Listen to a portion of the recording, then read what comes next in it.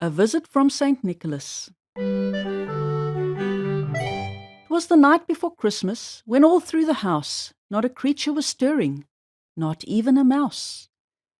The stockings were hung by the chimney with care, in hopes that St. Nicholas soon would be there. The children were nestled all snug in their beds, while visions of sugar-plums danced in their heads.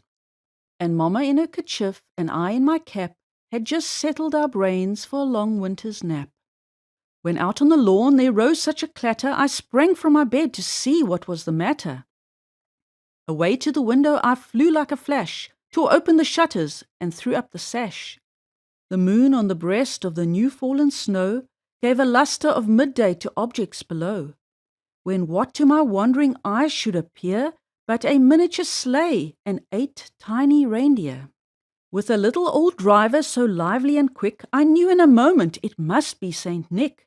More rapid than eagles his coursers they came, and he whistled and shouted and called them by name. Now Dasher, now Dancer, now Prancer and Vixen, on, Comet, on, Cupid, on, Dunder and Blitzen, to the top of the porch, to the top of the wall, now dash away, all. As dry leaves that before the wild hurricane fly, when they meet with an obstacle mount to the sky, so up to the housetop the coursers they flew, with a sleigh full of toys and St. Nicholas too. And then in a twinkling I heard on the roof the prancing and pawing of each little hoof.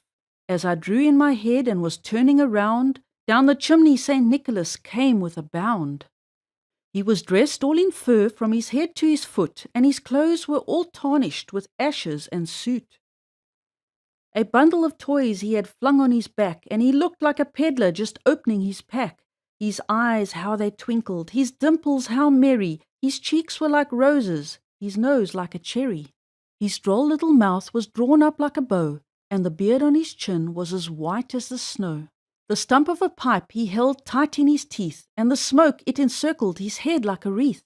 He had a broad face and a little round belly that shook when he laughed like a bowl full of jelly.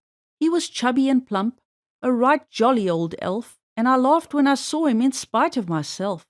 A wink of his eye and a twist of his head soon gave me to know I had nothing to dread.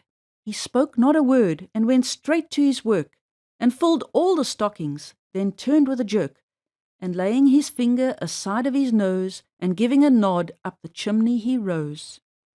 He sprang to his sleigh, to his team gave a whistle, and away they all flew, like the down of a thistle. But I heard him exclaim, ere he drove out of sight, "Merry Christmas to all, and to all a good night."